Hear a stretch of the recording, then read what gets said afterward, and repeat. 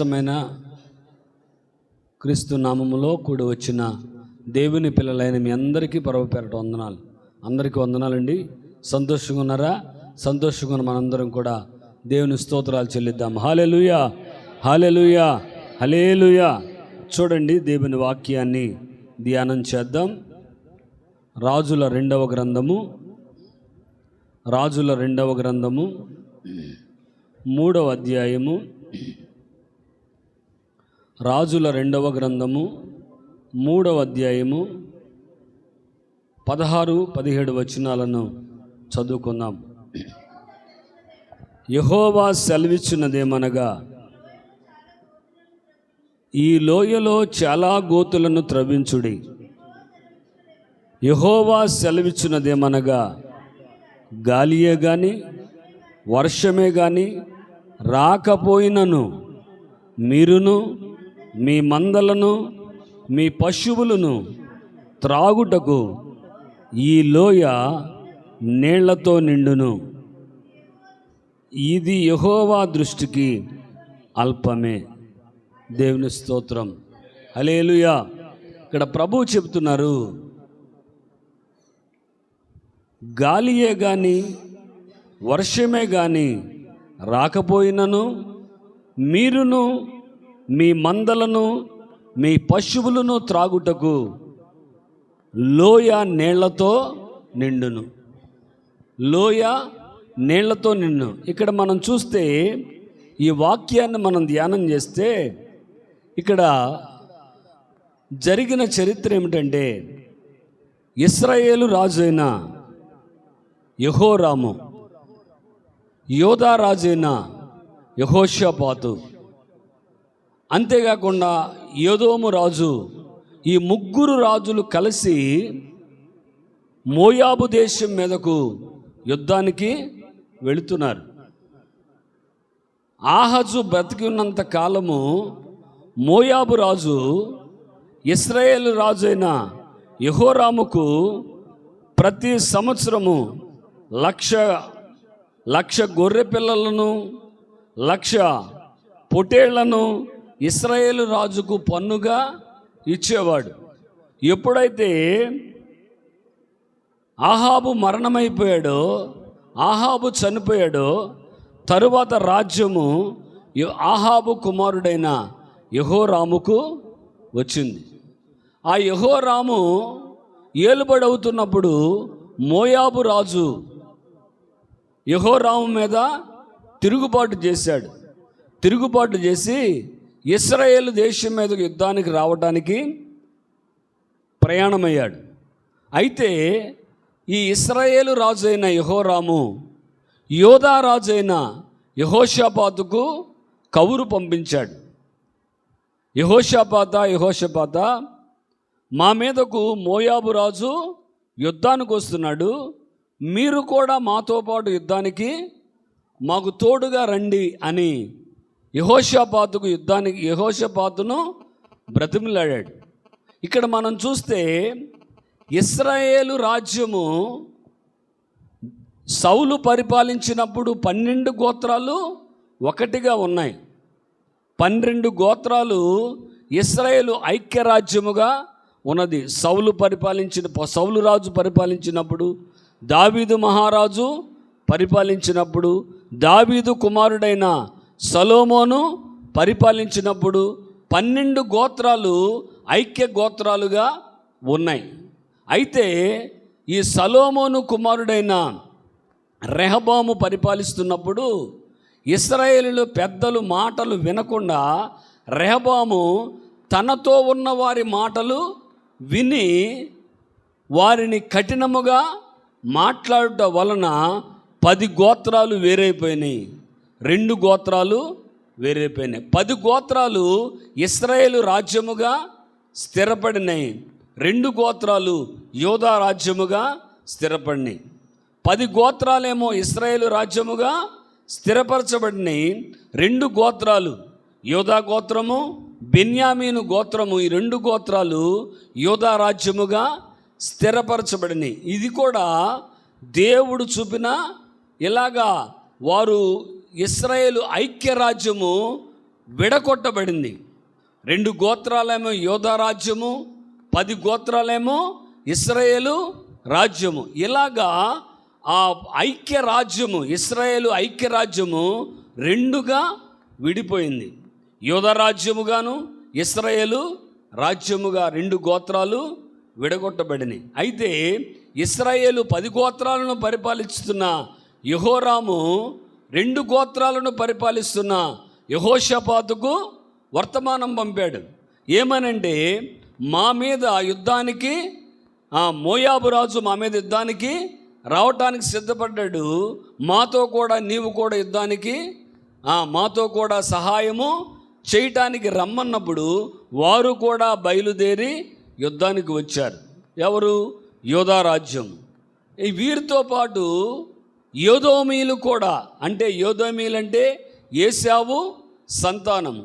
ఈ ఏశావు సంతానము కూడా, యోదోమీలు కూడా వీరితో కలిసి ఈ 3 రాజులు కలిసి చుట్టూ తిరిగి 7 దినాలు ప్రయాణం చేశారు. ఎక్కడికి? మోయాబు ప్రాంతానికి వెళ్ళడానికి 7 దినాలు వీరితో పాటు వీరి పశువులు, వీరి ప్రజలు, వీరందరూ కలిసి 7 దినాలు చుట్టూ తిరిగి ఆ మోయాబుకు వెళ్ళటానికి ప్రయాణమే వెళుతున్నారు. 7 దినాలు ప్రయాణం చేశారు.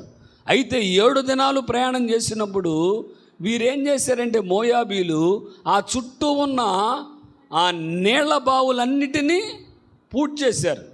నీళ్ల బావులన్నిటినీ పూర్తి చేశారు. నీళ్ల బావులను పూర్తి చేసినప్పుడు ఈ ఇశ్రాయేలు రాజు, యోధా రాజు, ఏదోము రాజు, ఈ ప్రజలందరూ నీళ్లకు అలమటిస్తున్నారు, నీళ్లకు బాధపడుతున్నారు. నీళ్లు లేక ఎంతో ఇబ్బంది పడుతున్నారు. ఏది లేకపోయినా బ్రతకొచ్చు, నీళ్లు లేకపోతే చాలా కష్టం. నీరు అనేది చాలా ముఖ్యం మనిషికి. నీరు లేదు, నీళ్లు లేక ఎక్కడ ఈ బావులన్నిటిని వారు పూర్తి చేశారు. పూర్తి చేస్తే ఈ మధ్యలోకి వచ్చిన తర్వాత ఇశ్రాయేలు రాజు అంటాడు, నిజముగా యెహోవా మనకు శత్రువైపోయాడు, యెహోవా తోడు లేకుండా పోయింది. మన 3 రాజులను, ఆ 3 రాజులను, ఇంకా ఈ ప్రజలను, ఈ సైన్యం అంతటిని ఇక్కడే ఈ ఎడారిలోనే చంపేస్తాడేమో అని బాధపడుతున్నాడు. అప్పుడు దేవుణ్ణి ఎరిగిన యెహోషాపాతు అంటాడు, ఇక్కడ ఎవరైనా యెహోవా పేరట ప్రార్థన చేసే దేవుని ప్రవక్త ఎవరైనా ఉన్నారా అంటే అదేమీ ఇశ్రాయేలు రాజుకు తెలీదు. భక్తి లేనోడు, యథార్థత లేనోడు, పరిశుద్ధత లేనోడు. ఆహాబు కుమారుడు. ఆహాబు ఎంత దుర్మార్గుడో ఇతడు అంత దుర్మార్గముగానే ప్రవర్తిస్తున్నాడు. ఇతడు దేవుని గురించి తెలీదు. అయితే ఆ సైన్యములో ఒక వ్యక్తి అంటాడు, ఇదిగో ఏలియా చేతుల మీద నీళ్లు పోసిన షాపాతు కుమారుడైన ఎలీషా ఇక్కడ ఉన్నాడు. ఎవరున్నారు? ఏలియా చేతుల మీద నీళ్లు పోసిన షాపాతు కుమారుడైన ఎలీషా ఇక్కడున్నాడు. అయితే ఆయన దగ్గరకు మనం వెళదాం. ఈ కష్ట సమయంలో దేవుడు తప్ప మనల్ని విడిపించేవారు ఎవరు లేరు. దేవుడి సహాయం చేయకపోతే ఈ సమయంలో, ఈ విషమ పరిస్థితిలో ఏ వ్యక్తి మనకు సహాయం చేయలేడు. దేవుడు మన పట్ల ఒక అద్భుతం చేస్తేనే మనము, మన పశువులము బ్రతుకుతాయి అని చెప్పి ఈ యొక్క యెహోషాపాతు ఎలీషా దగ్గరకు వెళ్ళాడు. వెళ్ళి ఎలీషాతో మాట్లాడుతున్నప్పుడు ఎలీషా అంటాడు, నిజముగా ఇశ్రాయేలు రాజైన ఈ యెహోరామును బట్టయితే దేవుడు ఒక్క మాట కూడా పలకడు. ఎందుకంటే భక్తి లేదు, విశ్వాసము లేదు, పరిశుద్ధతలో లేదు. నా జనులు నశించిపోవడానికి కారకుడు ఈ ఇశ్రాయేలు రాజు. అయితే యోధా రాజైన యెహోషాపాతును బట్టి నేను మీతో మాట్లాడుతున్నాను. యోధా రాజైన యెహోషాపాతును బట్టి నేను మీతో మాట్లాడుతున్నాను అని చెప్పి వారితో మాట్లాడుతున్నాడు. ఆ మాట ఏమిటంటే, ఇక్కడ చూడండి 16వ వచనం, యెహోవా ఇలాగూ సెలవిచ్చుతున్నాడు, ఈ లోయలో చాలా గోతులను ఏమన్నాడండి? ఈ లోయలో చాలా గోతులను త్రవ్వించండి. ఏమన్నాడండి? ఈ లోయలో చాలా గోతులను త్రవ్వించండి. యెహోవా సెలవిచ్చినదేమనగా, గాలియే గాని వర్షమే గాని రాకపోయినను మీరును మీ మందలను, మీ పశువులకు, మీ యొక్క మందలకు చాలిన నీళ్లు పశువులకు త్రాగుటకు ఈ లోయ నీళ్లతో నింపబడును. ఏమన్నాడండి? ఈ లోయ నీళ్లతో నింపబడుతుంది. ఈ లోయ ఒకప్పుడు కన్నీటి లోయే, ఒకప్పుడు శ్రమల గల లోయే, ఒకప్పుడు అందరికి కన్నీరు తెచ్చిన లోయే. ఇది విషాదమైన లోయ. అలాంటి లోయను నా దేవుడు చెబుతున్నాడు, ఈ లోయ నీళ్లతో నింపబడుతుంది. ఈ లోయ సమృద్ధి అనే జీవముతో నింపబడుతుంది. మీరు, మీ పిల్లలు, మీ కుమారులు, మీ కుమార్తెలు, మీ పశువులు బ్రతుకున్నట్లు ఈ లోయ సమృద్ధి అయిన జీవముతో నింపబడుతుంది.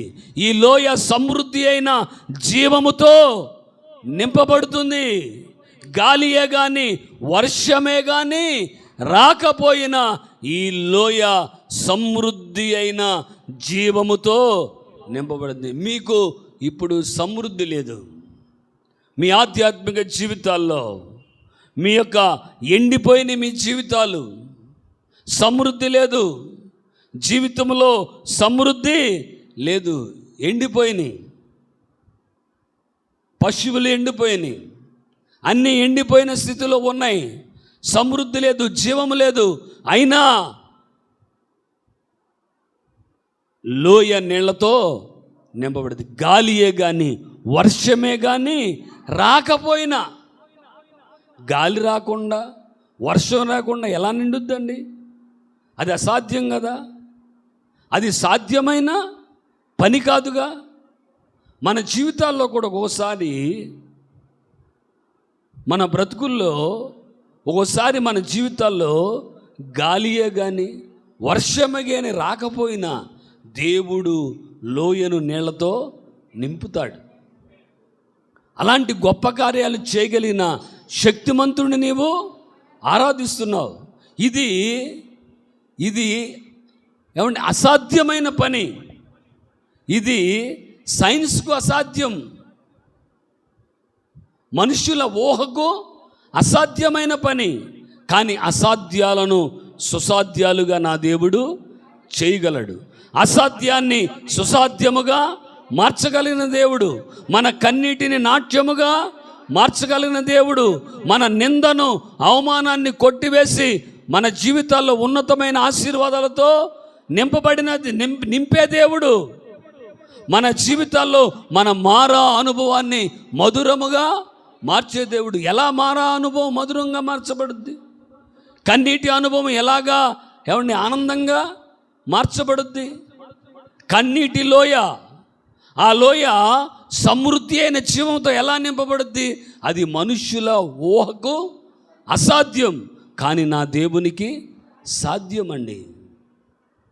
మన దేవునికి సమస్తము సాధ్యము. నమ్ముట నీ వలనైతే నమ్మువానికి సమస్తము సాధ్యము. అవునండి, ఆయన గొప్ప కార్యాలు చేస్తాడు. మన ఊహకు అందని. ఇది ఎలా జరుగుద్ది? ఏమో జరుగుద్ది అంతే. ద్రాక్షారసం అయిపోయింది, 6 బాణలు బయట పెట్టబడి ఉన్నాయి. ద్రాక్షారసం అయిపోయింది. యూదుల శుద్ధీచారణాకారం ప్రకారం 6 రాతి బాణలు అక్కడ ఉంచటం, మనుషులు లోపలికి వచ్చేటప్పుడు ఆ నీళ్లు ముంచి కాళ్ళు కడుక్కుని లోపలికి రావడం, శుద్ధీకరణ కొరకు ఆ రాతి బాణలు ఉంచబడి, ఆ ప్రజలు ఆ విందు చేసుకున్న ఇంటి వారు వచ్చి ప్రభుతో అడిగారు. ప్రభు తల్లి అయిన మరియమ్మ గారితో అడిగారు, అమ్మా నీళ్ళు ద్రాక్షారసం అయిపోయిందమ్మా, విందులో ద్రాక్షారసము లేదు, ఏం చేయాలో మాకు అర్థం కావట్లా, ఏం చేయాలో అర్థం కావట్లా. మాది ఎక్కడో ఊరు వెలుపట, మా ఇల్లు ఊరు వెలుపట ఉంది, పట్టణానికి వెలుపట ఉంది, కొనుక్కొచ్చుకోవడానికి అవకాశం లేదు, ఏం చేయాలో అర్థం కావట్లా. నీవు ఉన్నావు, ప్రభు ఉన్నారు కదా మన మధ్యలో, ఒక్కసారి ఏదైనా ఒక అద్భుతం చేయమనమ్మా అని తల్లి అయిన మరియమ్మ అడిగితే ఆమె వెళ్ళి ప్రభువుని అడిగింది. అయ్యా, ఇక్కడ ద్రాక్షారసము అయిపోయింది అంటే ప్రభు అక్కడ పనిచేస్తున్న వారిని చూసి, మీరు ఆ 6 రాతి బాణలను నీళ్లతో నింపండి. ఎక్కడ నింపమనండి? 6 రాతి బాణలను నీళ్లతో నింపమన్నప్పుడు వారు అంచుల మట్టుకు నింపారు. నింపిన ఆ నీళ్లను ప్రభు అన్నారు, ఇప్పుడు ముంచి విందు ప్రధాని వద్దకు తీసుకుని వెళ్ళండి. పంచదార ఏం కలపలా, దానిలో ఏం కలపలా, పంచదార ఏం కలపలా, లేకపోతే ఎసెన్స్ ఏమి కలపలా, ఏం కలపలా. ప్రభు దాని దగ్గరికి కూడా వెళ్ళలా, చెప్పారంతే. ఆ 6 రాతి బాణలను నీళ్లతో నింపండి అన్నారు. వారు నింపారు. ఇప్పుడు నింపేసేమయ్యా, 6 రాతి బాణలు అంచుల మట్టుకు నింపేమయ్యా, నీళ్లు చాలా తణుకులాడుతూ ఉన్నాయ్యా అంటే ప్రభు అన్నారు, ఇప్పుడు ముంచి విందు ప్రధాని వద్దకు తీసుకుని వెళ్ళండి అన్నప్పుడు వారు దానిని అనుమానంతోనే ముంచారు. ఎలాగా?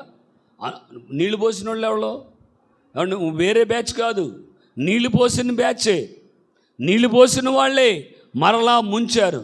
ముంచి విందు ప్రధాని వద్దకు వెళ్తున్నాం, ఆయనేమంటాడు, ఏం జరుగుద్దో అని తీసుకుని వెళ్ళి ఆ ప్రధాని వద్దకు తీసుకుని వెళ్ళి ఆయనకు పోశారు. ఆ విందు ప్రధాని ఆ ద్రాక్షారసమైన ఆ నీళ్లు రుచి చూచినప్పుడు ఆశ్చర్యపోయాడు.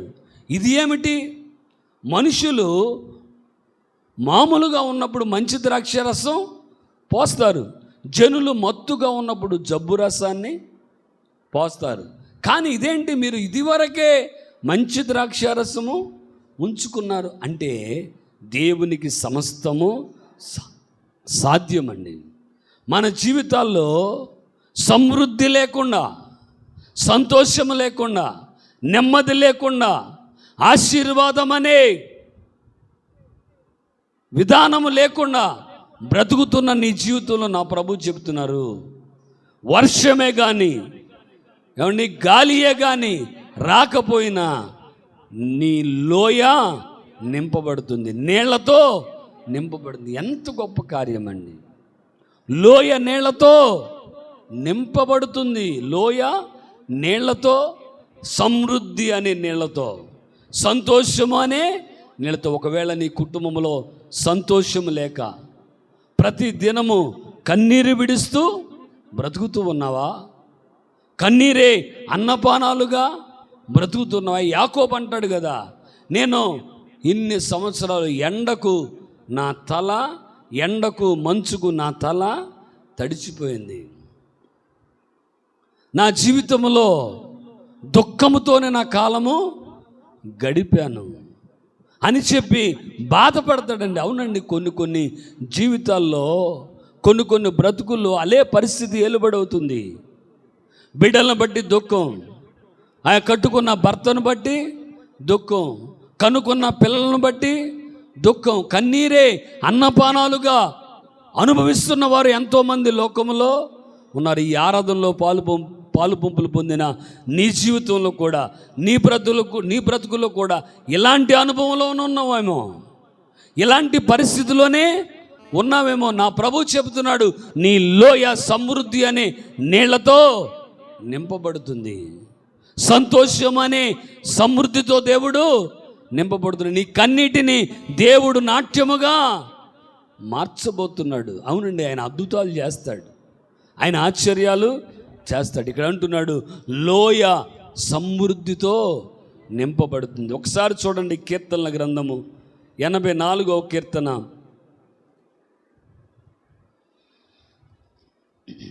చూడండి, 5వ వచనం. నీ వలన బలమునందు మనుషులు ధన్యులు, యాత్ర చేయు మార్గములు వారికి అతి ప్రియములు. వారు బాకాలోయలో బడి వెళ్ళుచు దానిని జలమయముగా చేదురు. తొలకరి వాన దానిని దీవెనలతో కప్పును. దేవుని స్తోత్రాలు చెప్దాం. హల్లెలూయా, హల్లెలూయా. వారు బాకా లోయలో పడి వెళ్ళుచు దానిని జలమయముగా. బాకా లోయ అంటే దుఃఖపు లోయ, దుఃఖపు లోయ, కన్నీటి అనుభవం, కలవరాల అనుభవం, కన్నీటి అనుభవం. ప్రతి దినము దుఃఖమే, ప్రతి దినము ఏడుపే, ప్రతి దినము ఏమండి దుఃఖముతోనే వెళ్ళబుచ్చుతున్నారు. ఇక్కడ అంటున్నారు వారు బాకా లోయలో పడి వెళ్ళుచు దానిని జలమయముగా చేదురు. దానిని జలమయముగా, వారు బాకాల దుఃఖపు లోయలో పడి వారు వెళ్ళుచు జలమయంగా. అంటే దుఃఖంలో వెళుతున్నప్పుడు ఏముంటుందండి? ఆ కన్నీటికి అవధులు లేవు. ప్రతి దినము ఏడ్పే, ప్రతి దినము ఏదో ఒక సమస్య, ఏదో ఒక ఇబ్బంది, ఏదో ఒక లోటు, ఏదో ఒక అనారోగ్యం, ఏదో ఒక సమస్య, ఏదో ఒక చేదైన అనుభవము.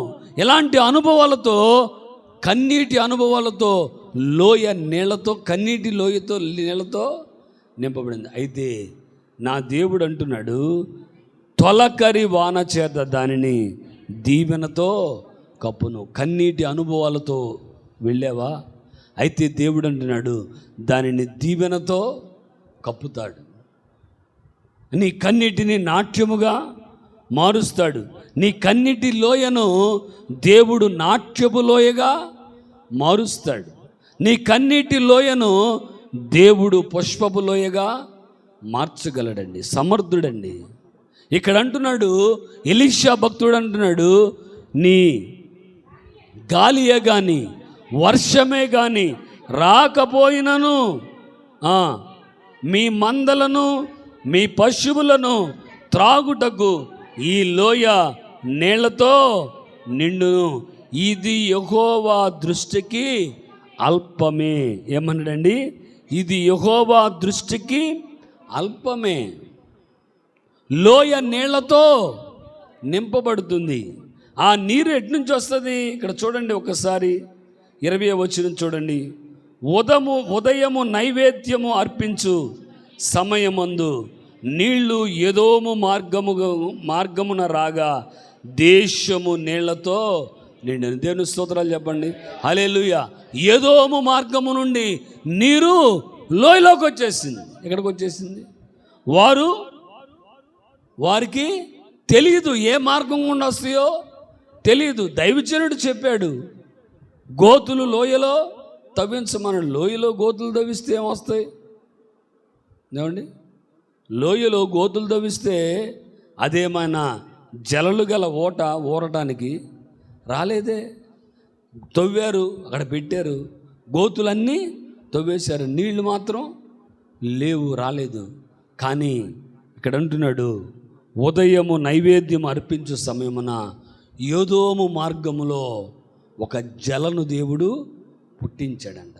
ఆ మార్గము నుండి ఒక పెద్ద జల ఊట బయలుదేరి వచ్చి లోయను నీళ్లతో నింపేసిందంట. అంటే నీవు ఊహించని గొప్ప కార్యాన్ని దేవుడు చేస్తాడు. నువ్వు ఊహించని ఆశ్చర్యకరమైన కార్యాన్ని దేవుడు చేస్తాడు. నీ బిడ్డల విషయంలో కావచ్చు, నీ వ్యక్తిగత ఆధ్యాత్మిక జీవితం విషయంలో కావచ్చు, నువ్వు అనుభవిస్తున్న ప్రతి విషయంలో దేవుడు అంటాడు, నువ్వు ఊహించని, నీవు అనుకొనని గొప్ప కార్యాన్ని దేవుడు చేస్తాడు. నువ్వు అనుకుంటలా ఇది జరుగుద్ది అని నువ్వు అనుకొనని గొప్ప కార్యాన్ని దేవుడు చేస్తాడు. ఇక్కడ అంటున్నాడు, ఏదోము మార్గము నుండి నీళ్లు వచ్చి లోయను నీళ్లతో నింపేసింది. అప్పటి వరకు దాహముతో ఉన్న వారి దాహము పూర్తిగా తీర్చబడింది. ఒక్కొక్కరు ఆ లోయలు, ఆ గుంటల్లో పడుకుని ఉంటారు, తాగేసి చక్కగా సమృద్ధి అయిన జీవాన్ని వారు పొందుకున్నారండి. అదే ఆ నీరు రాకపోతే వారందరూ ఆ రోజే చనిపోవాలి. కానీ దేవుడు గొప్ప కార్యము చేశాడు. లోయను నీళ్లతో దేవుడు నింపాడు. గాలి రాలా, వర్షము రాలా, ఎరుగని ఒక ప్రాంతము నుండి, ఎదోము ప్రాంతము నుండి నీళ్లు వచ్చి లోయను నింపేసింది. ఏంటండి?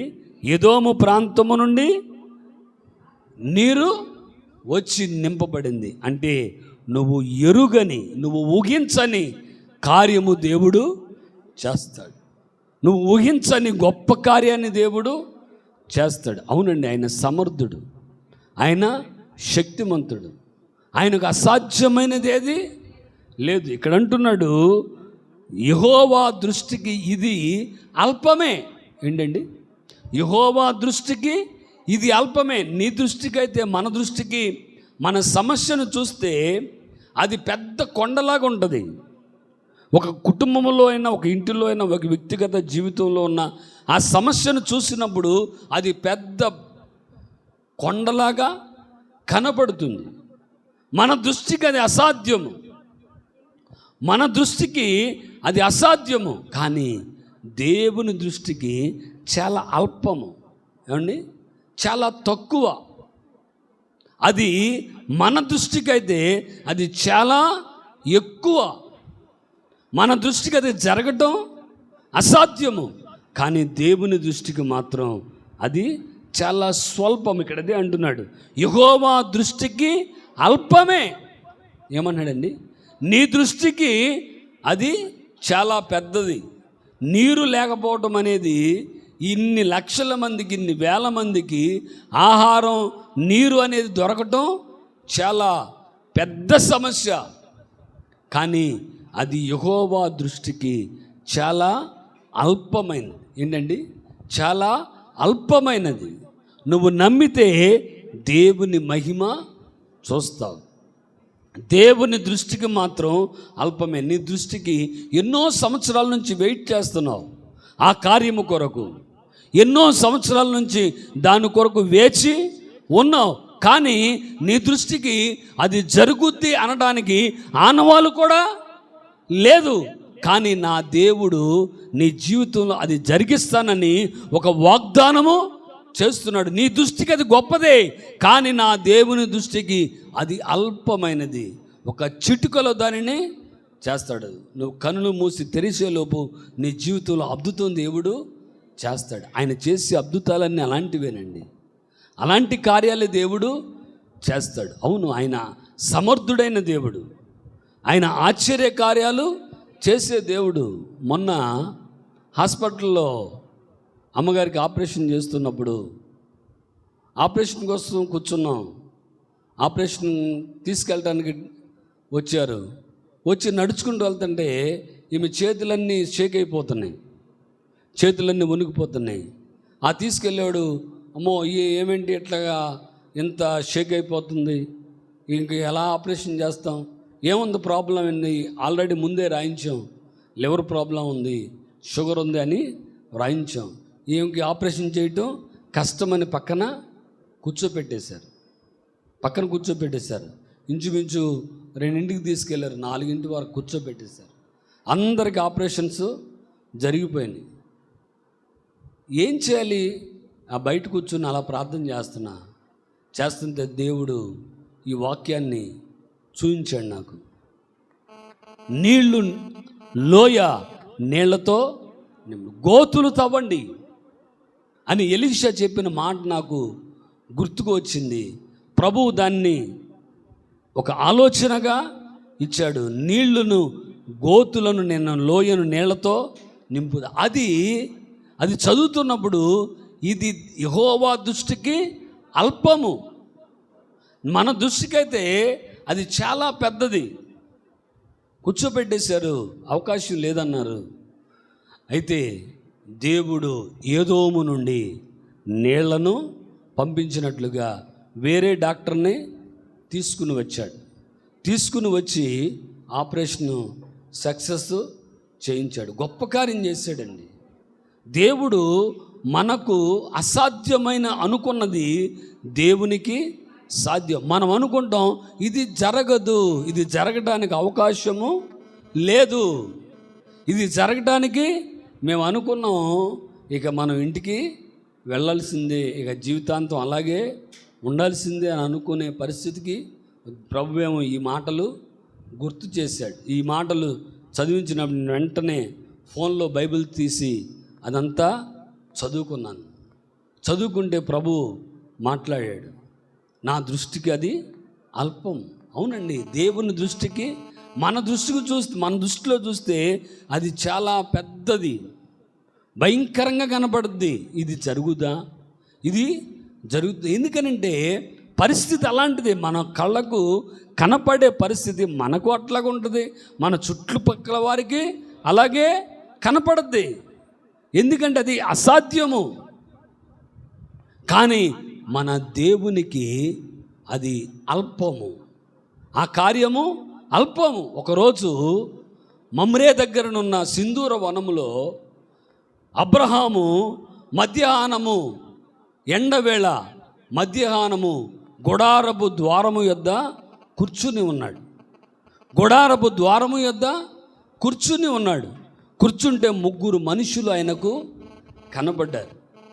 ఆయన తేరి చూచినప్పుడు యెహోవా ఆయనకు కనబడ్డాడు. తేరి చూచినప్పుడు 3 మనుషులు ఆయనకు కనబడినప్పుడు గబగబా ఆయన పరిగెత్తుకుని వెళ్ళి ఆ 3 దగ్గరికి వెళ్ళి, అయ్యా ప్రభువా, నీ దాసుని దాటిపోవద్దు, ఒక్కసారి రండి, ఇదిగో ఈ చెట్టు కింద కూర్చోండి. ఎక్కడ కూర్చోమన్నాడండి? చెట్టు కింద కూర్చోండి, అలసట తీర్చుకోండి, కొంచెము నీరు తెస్తాను, కొంచెము త్రాగండి, కొంచెం ఆహారము తెస్తాను, కొంచెము మీ శరీరములను బలపరచుకోండి అని అబ్రహాము చెప్తున్నాడు. ఏమండి, గుడారం ఉంది, గుడారములోకి ఎందుకు రమ్మనలేదు అబ్రహాము అని మనం ఆలోచన చేస్తే, నా గుడారము అంత పవిత్రమైంది కాదయ్యా, నీవు నా గుడారము లోపలికి వచ్చే అంత పరిశుద్ధుని కాదు అయ్యా. ఈ చెట్టు కింద కూర్చుని అలసట తీర్చుకోండి, మీ ప్రాణములను నెమ్మది చేసుకోండి, నా ఇంటికి మీరు వచ్చారు కాబట్టి నేను విందు చేస్తాను, భోజనము చేసి వెళ్ళండి అని చెప్పి అబ్రహాము గబగబా గుడారములో ఉన్న శారము దగ్గరకు వెళ్ళి, ఏమండి, 3 మానికల సన్నని పిండెను తీసుకుని రొట్టెలు చేయమన్నాడు. వచ్చింది ఎంతమంది? 3. ఎన్ని మానికలు చేయమన్నాడు? 3 మానికలు పిండి రొట్టెలను చేశాడు. గబగబా పశువుల దొడ్లకు వెళ్ళి మంచి కొవ్విన దూడను తెచ్చి దాన్ని, ఏమండి, చక్కగా బాగు చేసి చక్కగా దాన్ని సిద్ధపరిచి పాలను వెన్నను వీటన్నిటిని రొట్టెలను తీసుకొచ్చి ప్రభు యొద్ద పెట్టారు. దాన్ని చక్కగా ప్రభు భుజించిన తర్వాత ప్రభు అంటారు, చూడండి ఒకసారి 18వ అధ్యాయం ఆదికాండము ఒకసారి చూడండి.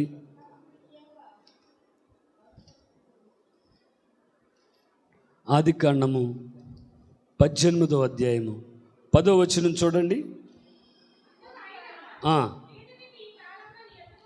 మీదటికి ఈ కాలమున నీ యొద్దకు నిశ్చయముగా మరలా వచ్చేదను, అప్పుడు నీ భార్య అయిన శారాయుకు ఒక కుమారుని కలుగునని చెప్పెను. శారా ఆయన వెనుక నుండిన గుడారపు ద్వారమందు వినుచుండెను. అబ్రహాము శారాయును బహుకాలము గడిచిన వృద్ధులై ఉండిరి. స్త్రీధర్మము శారాకు నిలిచిపోయెను కనుక శారా, నేను బలము ఉడికిన దానైన తరువాత నాకు సుఖము కలుగునా, వృద్ధుడై ఉన్నాడు కదా అని తనలో తాను అనుకొనెను. చూడండి, దేవుడు చెప్పాడు, మరలా సంవత్సరానికి నేను మీ యొద్దకు వస్తాను, సంవత్సరానికి మరలా నీ యొద్దకు వస్తాను, నీ కౌగిటిలో ఒక బిడ్డను, కుమారుణ్ణి, నీకు కుమారుడు కలుగుతాడు అని అబ్రహాముతో చెప్పాడు. శారమేమో లోపట ఉంది. ఎక్కడుంది? లోపట గుడారపు ద్వారమునద్ద ఉంది. అప్పుడు ఏమండి, గుడారం అంటే టెంట్, అంటే చక్కగా ఈ క్లాతులతో ఒక టెంట్ గుడారం వేసుకునేవాళ్ళు. మాటలు వినపడతాయి, మనిషి కనపడరు కానీ మాటలు వినపడతాయి. అది చక్కగా శారమ్మ లోపటుండి వినేసి అనుకుంటుంది, ఏమండి, నేను బహుకాలము గడిచిన వృద్ధురాలను అయిపోయానుగా, నా భర్త వృద్ధుడైపోయాడుగా, స్త్రీ ధర్మము నన్ను విడిచిపోయిందిగా, ఇక నాకు మరలా సుఖం కలుగుద్దా? అది ఏమండి, అది సైన్స్ ప్రకారం అది జరగటం అసాధ్యము. సైన్స్ ప్రకారం, ప్రకృతి ప్రకారం, ఏమండి మనుషుల శరీర తత్వాన్ని ప్రకారం అది జరగదు. అది అసాధ్యం, జరగదు. ఆమె అనుకున్నది వాస్తవమే. ఆమెలో ఉన్న ఆ ప్రాబ్లమ్స్ అన్నీ ఆమెకి తెలుసు కదా. స్త్రీ ధర్మం విడిచిపెట్టేసింది, స్త్రీ ధర్మం పోయింది, ఇక పిల్లలు పుట్టే అవకాశము లేదు, నిలిచిపోయింది. ఇక నా భర్త వృద్ధుడైపోయాడు, ఇక నా భర్తకు బలం కలుగుద్దా? మరలా మాకు సుఖం కలుగుద్దా? మరలా నా గర్భంలో బిడ్డ పుడతాడు? ఇది అసాధ్యం, ఆయన ఏదో వచ్చాడు, ఏదో చెప్పాడు అని తనలో తాను నవ్వుకుందంట. ఏమనుకుందండి? తనలో తాను నవ్వుకున్నప్పుడు అప్పుడు దేవుడు ప్రభు అంటున్నాడు,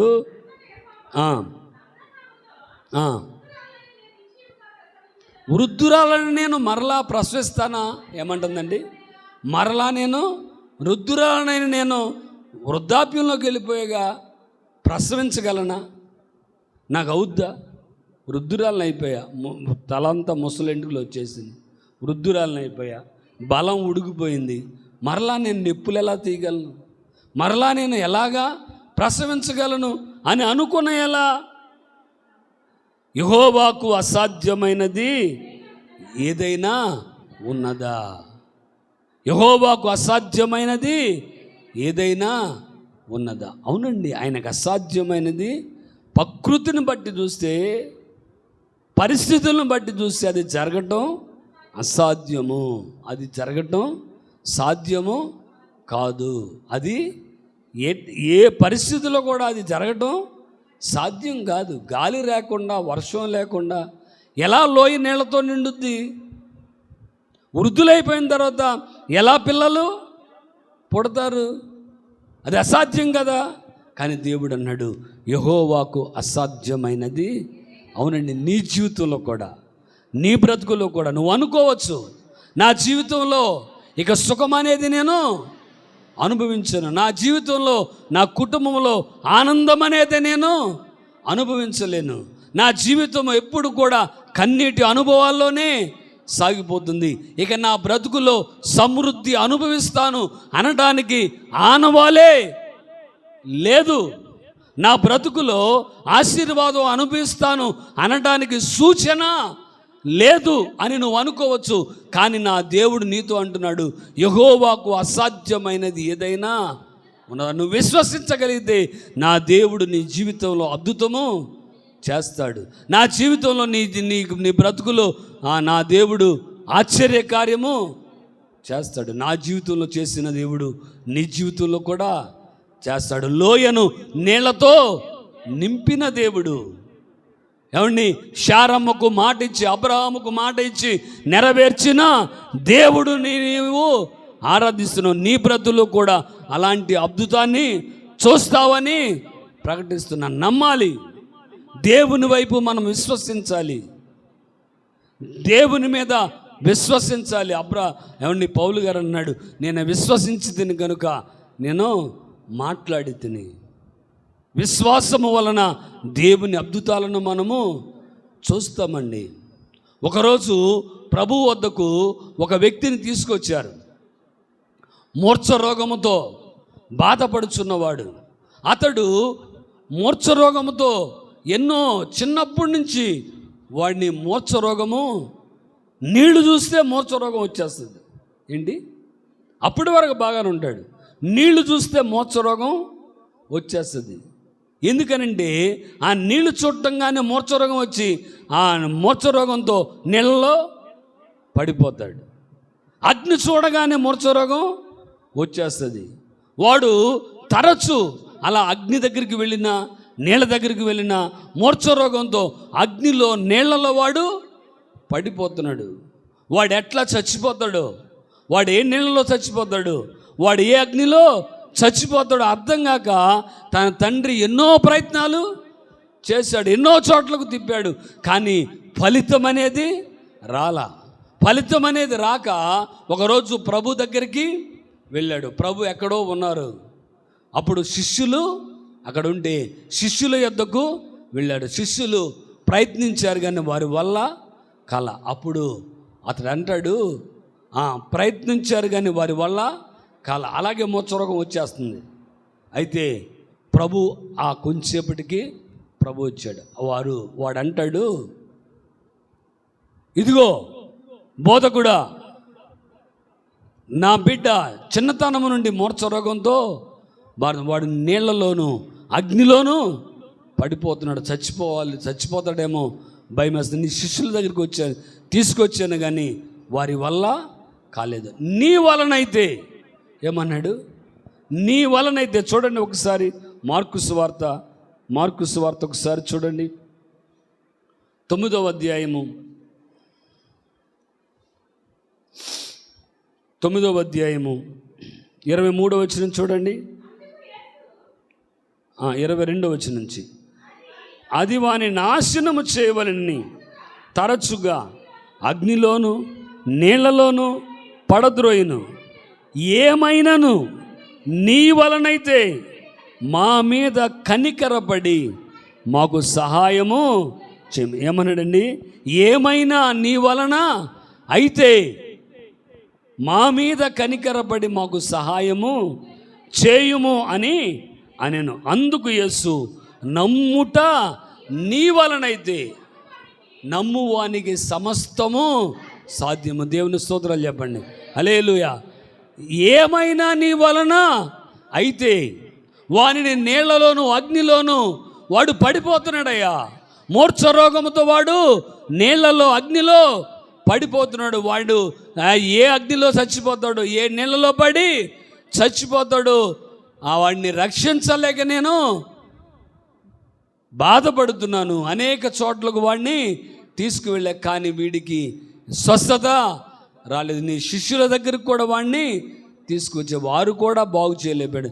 ఏమైనా నీ వలన అయితే మాకు సహాయము చేయమని అడిగినప్పుడు ప్రభు అన్నాడు, నమ్ముట నీ వలన నమ్మువానికి సమస్తము. ముందు నమ్మటం తెలుసుకోవయ్యా. నా ద్వారా అద్భుతం జరుగుద్దని నమ్ము. నేను ఆశ్చర్య కార్యము నీ జీవితంలో చేస్తానని నమ్ము. నీకు అది అసాధ్యమే, నీ వలన కాదు, నీ చేసే ప్రయత్నాల వలన అది జరగట్లేదు, వాస్తవమే. కానీ నేను చేస్తానని నువ్వు నమ్ము. నా ద్వారా కార్యము జరుగుద్దని విశ్వసించి నాకు స్తుతి చెప్పు. నీ జీవితంలో ఆ కార్యము నువ్వు ఊహించని గొప్ప కార్యాన్ని నేను చేస్తాను. నమ్ముట నీ వలనైతే నమ్మువానికి సమస్తము. మన జీవితాల్లో ఇదే జరగట్లేదండి. నమ్మటమే మనకు రావట్లా. సైన్స్ని నమ్ముతాం. బండిలో ఆయిల్ ఉంటే బండి స్టార్ట్ అయ్యి వెళ్తుందని నమ్ముతాం. కరెంట్ ఉంటే ఫ్యాన్ తిరుగుద్దని నమ్ముతాం.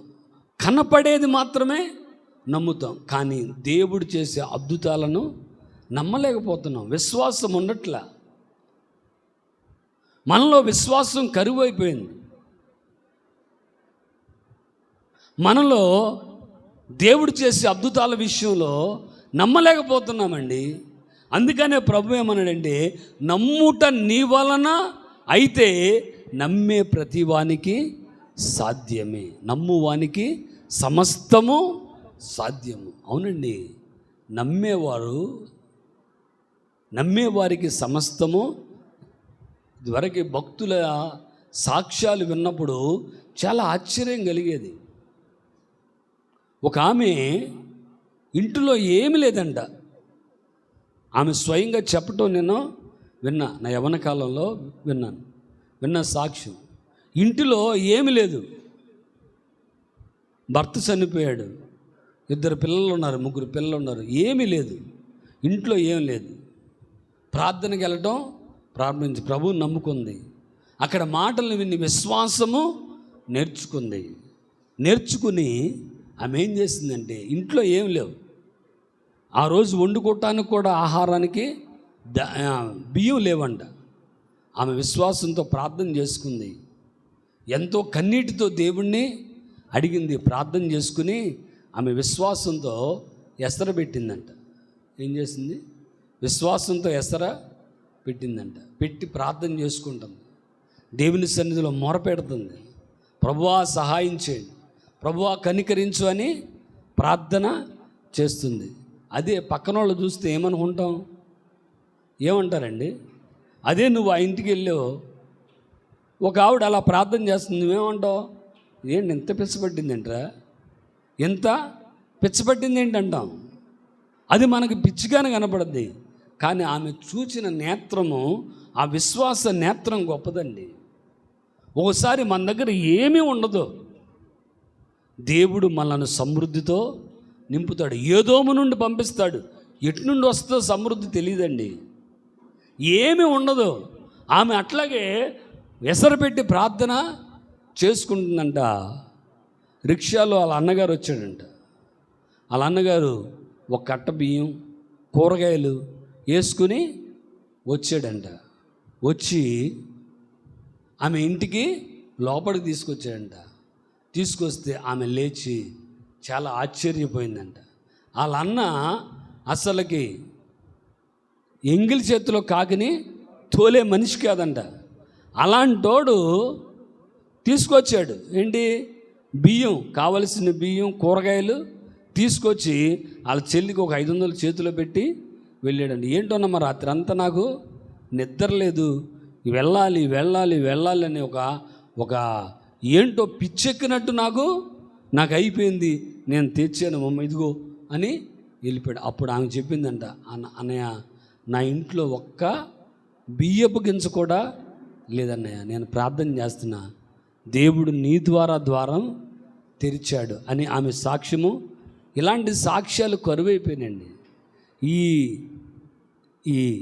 ఇది ఏమంటారు, ఈ ట్రెండ్ ఏంటి, ఈ పరిస్థితుల్లో, ఈ కంప్యూటర్ యుగంలో ఇలాంటి సాక్ష్యాలు చెప్తే పిచ్చోళ్ళని రాళ్లతో కొట్టేస్తారు. కానీ మన ముందున్న మన పితరులు ఇలాంటి అనుభవాల్లో నుండి వచ్చిన వాళ్ళండి.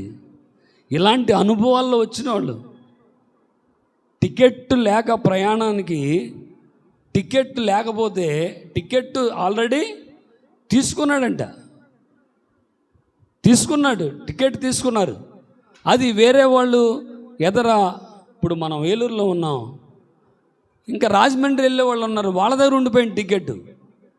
ఆ భక్తుడు టికెట్ లేకుండా, ఆ టికెట్ చేతులు లేదు, వాళ్ళ దగ్గరికి వెళ్ళిపోయింది. మారు మనసు పొందినాడు, రక్షణ పొందినాడు, బాప్తిసం తీసుకున్నాడు. అంతకుముందు టికెట్ లేని ప్రయాణాలను కూడా చించి ఆ టికెట్లు కొని పారేసేసినాడు. అలాంటి భక్తుడు వెళుతున్నాడు, బయటికి వెళ్ళడానికి టికెట్ టీసీ ఉంటాడుగా, ఆపేశాడు. అబ్బాయి టికెట్ ఇదంటే, సార్ ఇలా సంగతి, నాతో పాటు కొంతమంది మేము ప్రార్థనకి వెళ్ళి వస్తున్నాం, వాళ్ళ దగ్గర టికెట్ వెళ్ళిపోయిందండి అంటే, కుదరదు అక్కడ ఉండు అని చెప్తే, అక్కడే ఆ స్టేషన్లోనే మోకరించి ప్రార్థన చేయటం ప్రారంభించాడు. ప్రార్థన చేస్తూ ఉన్నారు. చేస్తూ ఉన్నప్పుడు దేవుడు ఒక అవగాహన ఇచ్చాడు. నీకు నేను సహాయము చేయబోతున్నా, లే అని చెప్పి దేవుడు లేపాడు. లేపితే అక్కడ కూర్చొని ఉన్నాడు, అక్కడే నుంచున్నాడు. ఆ టికెట్ మాస్టర్ ఉన్నాడు, అక్కడ నుంచున్నాడు. ఈలోపు వస్తున్నప్పుడు ఇంకొక టీసీ వస్తున్నాడంట. వస్తున్నప్పుడు ఆయన వైపు చూశాడు. ఓహో, ఈయన ద్వారా దేవుడు నాకు అద్భుతం చేయబోతున్నాడు. ఎందుకంటే ఈయనకి బాగా తెలుసు. ఆయన రావటం కానీ, ఏంటి రామారావు ఎక్కడ ఉన్నావు అన్నారంట. ఏంటి రామారావు ఎక్కడ ఉన్నావు అంటే, ఇలా సంగతి అండి, నేను ఇలాగా పలానా చోటకి వెళ్ళాం, మీటింగ్కి వెళ్ళాం, మా ముందున్న కుర్రోళ్ళతో పాటు నా టికెట్ కూడా వెళ్ళిపోయింది, నేను టికెట్ తీయలేదని సార్ ఆపేశారండి. అప్పుడు ఆయనతో చెప్పాడంట, బాబు ఈయన పెద్ద భక్తుడు, ఒకప్పుడు టికెట్ లేకుండా ప్రయాణం చేస్తే ఆ టికెట్లు కూడా కొని, ఎన్ని టికెట్లు లేకుండా ప్రయాణం చేశాడు, అన్ని టికెట్లు చించి పారేసినంత భక్తుడయ్యా. టికెట్ లేకుండా అయినా వెళ్ళడో, చాలా భక్తుడు, పంపించేయమని చెప్పి పంపించాడు. చూసారా ఎంత అద్భుతం చేశాడు. విశ్వాసంతో ఆయన మోకరించి అక్కడ ప్రార్థన చేసుకున్నాడు. దేవుడు అద్భుతం చేశాడు. ఇలాంటి అద్భుతాలు దేవుడు చేస్తాడండి. మనం నమ్మాలి. నమ్ముట నీ వలనైతే నమ్మే ప్రతి వానికి సమస్తము సాధ్యమే. నమ్మాలి.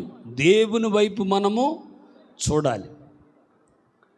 మనము మనుషుల వైపు చూస్తాం, కానీ దేవుని వైపు చూడాలి. చూడండి ఒకసారి కీర్తనల గ్రంథము చూడండి. ఒకసారి కీర్తనల గ్రంథము 121వ అధ్యాయము 1వ వచనం. కొండల తట్టు నా కన్నులెత్తుచున్నాను, నాకు సహాయం ఎక్కడి నుంచి వచ్చును? యెహోవా వలనే నాకు సహాయము కలుగును. ఆయన భూమి ఆకాశములను సృజించినవాడు, ఆయన నీ పాదములను తొట్టిల్లండు. ఇక్కడ చూడండి 5వ వచనము. యెహోవాయే నిన్ను కాపాడువాడు, నీ కుడి పక్కన యెహోవా నీకు నీడగా ఉండును. పగలు ఎండ దెబ్బైనను నీకు తగులదు, రాత్రి వెన్నెల దెబ్బైన నీకు తగులదు. కొండల తట్టు నా కనులు, నాకు సహాయం ఎక్కడి నుంచి వస్తుంది? యెహోవా వలన నీకు సహాయం. అవునండి, మనం ఆయన వైపు చూడాలి, మనుష్యుల వైపు చూడకూడదు. ఆయన వైపే చూడాలి. ఎవరి వైపు?